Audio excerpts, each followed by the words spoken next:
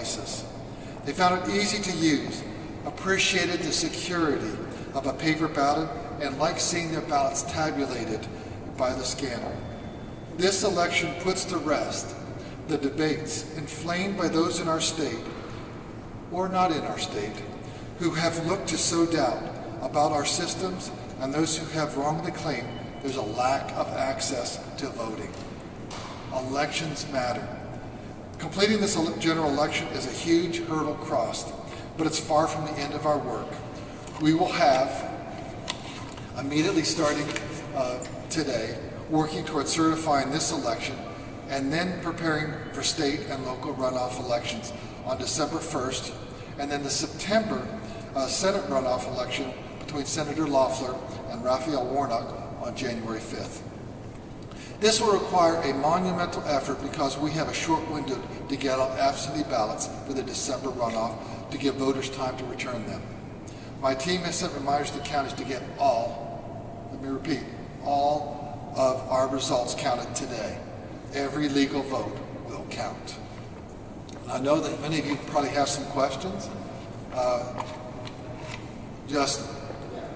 You're a supporter of President Trump. You're also the state's top elected official. What do you say to people who hear the president speak and are worried that votes counted today, votes counted after election day, aren't in check? Well, I want everyone to know, the sound of my voice, that every legal vote in Georgia will count.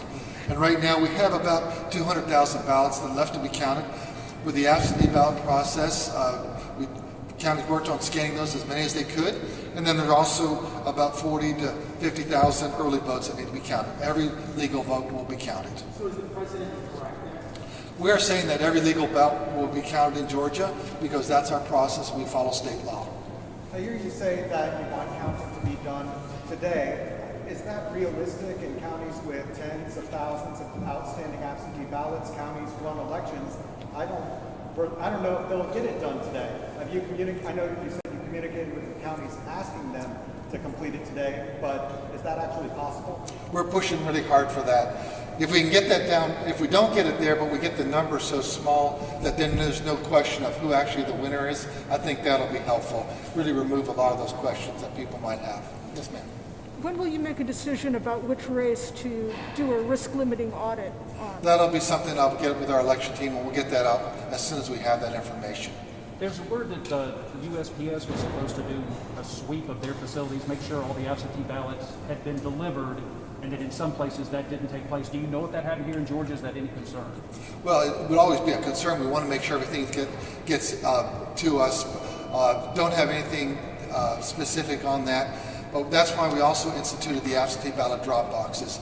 Our concern actually was that voters would wait too long and then it'd be too late to mail, and that's why we had the absentee ballot drop boxes, which was very well received by voters in Georgia. So you don't have the word that took place in? Yeah, I don't have anything specific, but as soon as we do, we'll circle back and get that information out. Can I give you a quick follow-up about... Can I get with this, ma'am? Do you have a breakdown of what counties still need to count their votes? Well, it's several counties, but we know that DeKalb, Fulton, Forsyth, even has 7,000 voters. So it's really, it's something, when you have such a large number of absentee voters and then you have some early votes, it's really multiple counties, and we're just knocking those down one at a time. Sir, could you speak to the process of absentee ballots? I know the timing is kind of a moving target. The first enough that we have by noon today. But for those who may be wondering why they might not, can you kind of speak to the delay and the difficulty of absentee ballots? Yeah.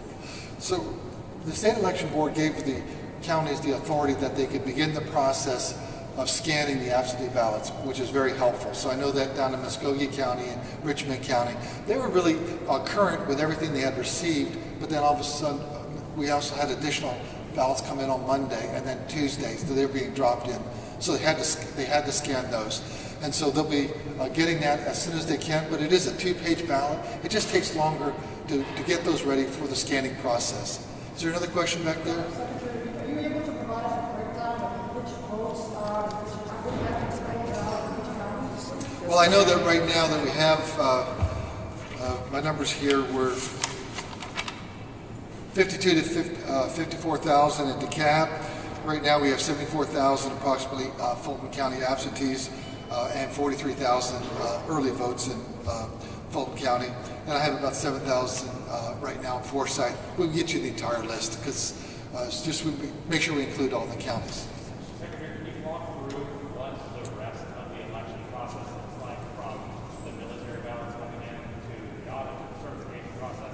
What's the next part before we can say we're just certified? Well, the next process obviously will be make sure we get all the ballots counted, then also the UOCAVA, the overseas military ballots, to get those in and have them incorporated in the vote totals. We're going to begin the risk limiting audit process later this week, which is really important. So many people are not aware of that. This is the first time we're doing a statewide audit. And so what that will really give you, first of all, we have, I think, a higher confidence of voters. I know there's a lot of information out there, a lot of misinformation out there, and some of it's just lack of knowledge, and we understand that. And that's why the risk limiting audit, what that will do, will verify results. So if there's a race that was, say, reported a 51-49, when we do the audit, then we can verify what the result is, and we have over a 90% confidence level. That gives people additional assurance. I think also having that paper ballot, voters were very comfortable. They just gave them that comfort feeling that looked at it before they cast their ballot, and that's a good thing also. Then by Friday, November 13th, we then will have the certification. So nothing is certified until after we do the risk limiting audit.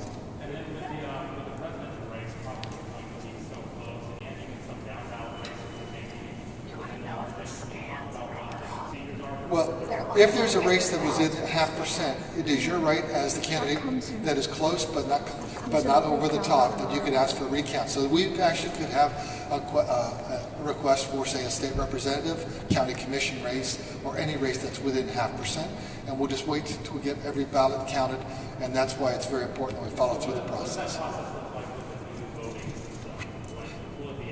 It'll be actually pulling out, running those through, and then it'll be actually seeing where that brings us, and then you're looking at the words that are on the ballot at some point. Mr. Secretary, can you explain what you know about what's happening in Kent County? Apparently they're having some issues with scanning or maybe rescan thousands of ballots. Well, if they do, then they'll follow through that. That's the advantage of having the verifiable paper ballot, that you can rescan that. But that's why if some of the ballots do kick out, and the reason they kick out is if they don't fill out the ballot correctly, or they put an X, or they circle a name.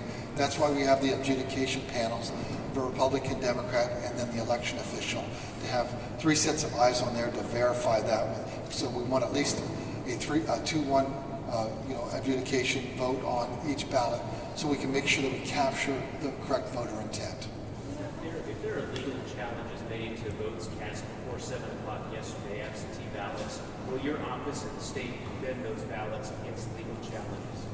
Yeah, we want to make sure that we follow state law. We are always going to look at what is the state law, and that's why Ryan Germany, our legal counsel, can answer any legal questions you have.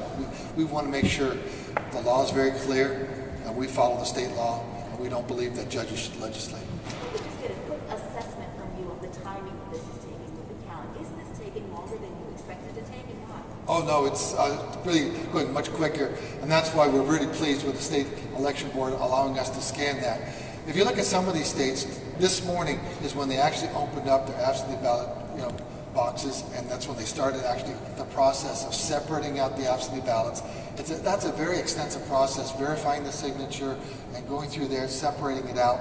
We have saved days and days. You're going to be waiting a long time in some of these states, much to many people's consternation, because we understand it's a close election. So you're saying this is right on schedule? Yeah, we're doing fine, and we're really pleased with. We'll be off everyone's radar, and they'll be worried about the states up north.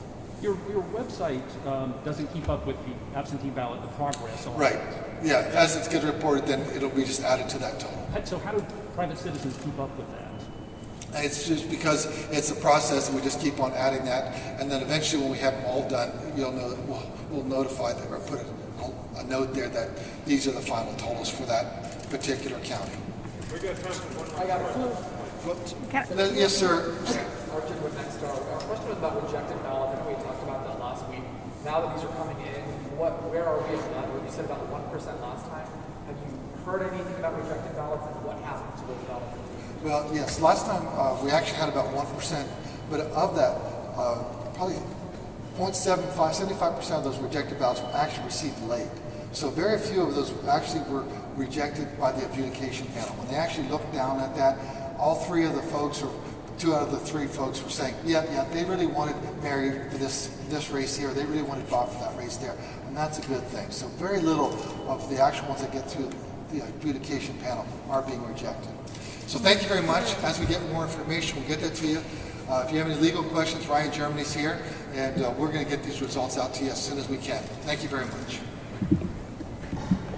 Let me see if I can get you.